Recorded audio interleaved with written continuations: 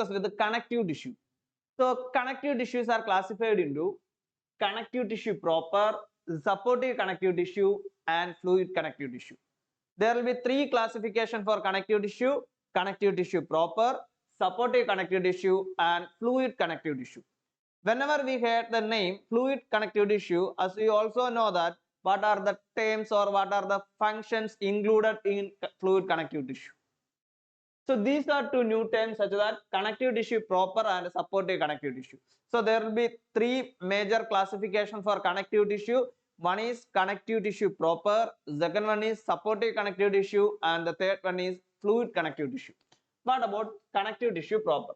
It is again divided into three: areolar tissue, adipose tissue, and fibrous tissue.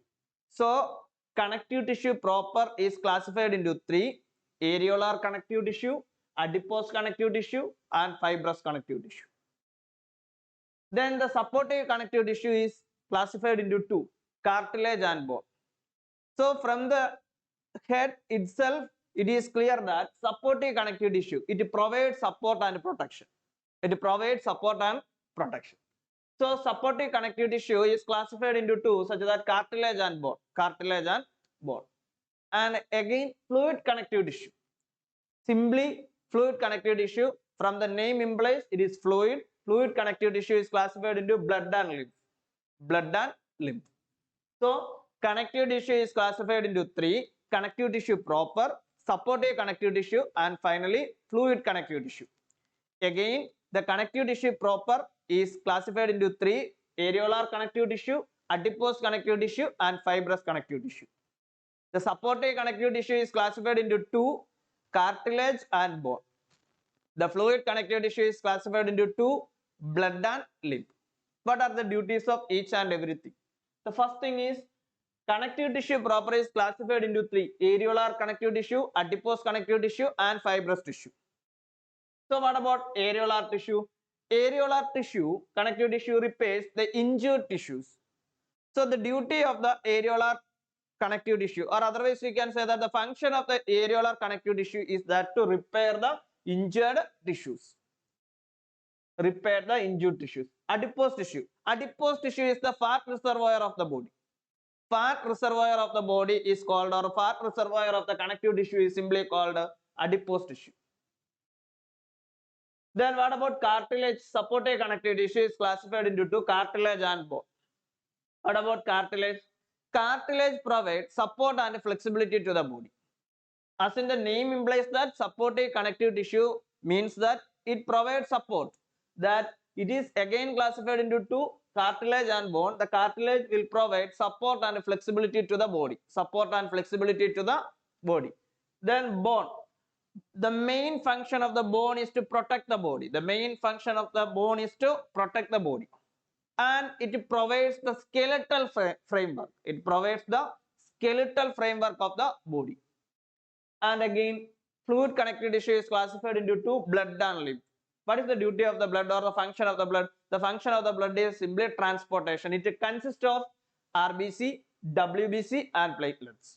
RBC, WBC, and platelets. And the lymph node, or otherwise we have to say that the lymph prevent infection.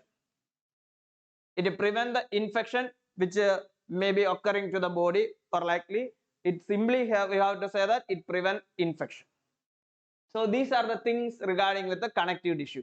So the connective tissue is classified into three: connective tissue proper, supportive connective tissue, and fluid connective tissue. And what about connective tissue proper? It is again classified into three: areolar connective tissue, adipose connective tissue, and fibrous tissue. Then supportive connective tissue is classified into two: cartilage and bone. Then the fluid connective tissue is classified into two: blood and lymph. Areolar connective tissue repairs the injured tissues. Adipose connective tissue is the fat reservoir. Then cartilage provides support and flexibility to the body. Bone protects the body, and it also provides the skeletal framework. Blood, the main function of the blood is the transportation, and the thing is that they consist of RBC, WBC, and platelets. And lymph prevents infection. These are the major function of each and everything from the connective tissue. So moving to the muscular tissue. Muscular tissue is again classified into three: striated, smooth, and cardiac. So striated muscles are there, smooth muscles are there, and cardiac muscles are there. So what is the function of the striated muscles? Striated muscular tissue. It is a highly organized tissue, and also one more thing is that striated muscles are also called voluntarily muscles. Smooth muscles are called involuntary muscles. So it's highly organized tissue that convert chemical energy to physical work. So the main function of the striated muscles is to convert chemical energy to physical work. Chemical energy to physical work, and it also generate force and contract in order to support respiration and locomotion, etc. So it's also called voluntary muscles, and it's highly organized tissue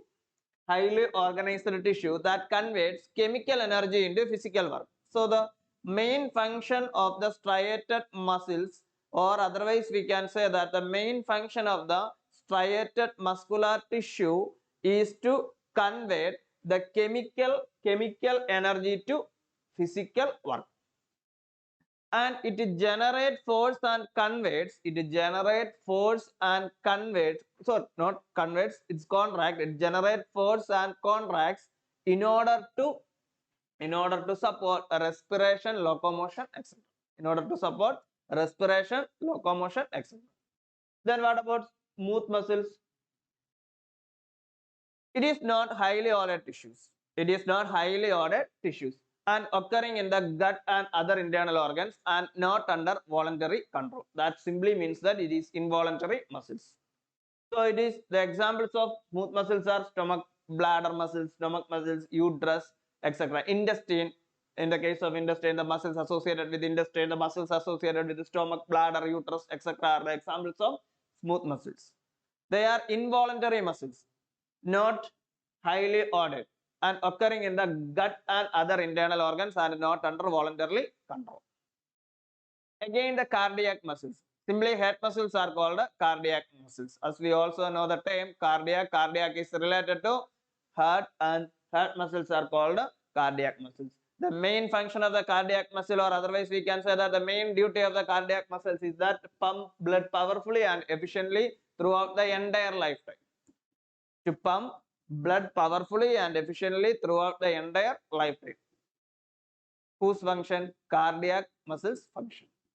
So the muscular tissue is classified into three: striated muscles, non-striated muscles, and cardiac muscles, or otherwise striated muscles, smooth muscles, and cardiac muscles. Striated muscles are muscular tissue is also called voluntary muscles.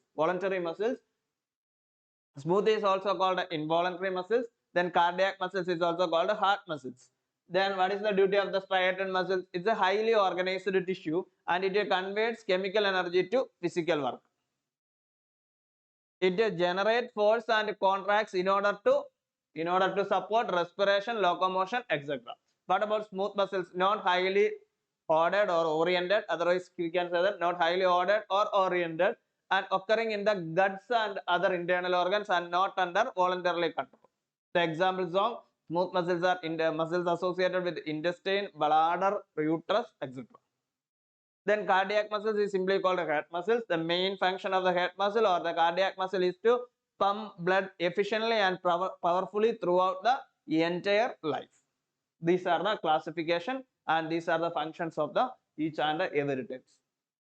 I think it is clear. So moving to the final topic called the neuron diagram. So it is associated with the nervous cells. What is neurons? Neurons are the structural and functional unit of the nervous system. Structural and functional unit of the nervous system. So neurons are the structural and functional unit of the nervous system. So here we discuss about nervous system, and neurons are the structural and functional unit of the nervous system. Structural and functional unit of the nervous system.